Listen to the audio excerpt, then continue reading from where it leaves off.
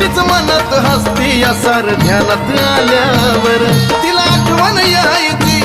राना मनात राहायची तिला आठवण यायची राना मनात राहायची ताक भाकर खायची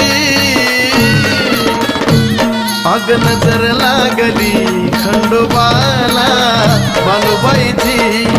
नजर लागली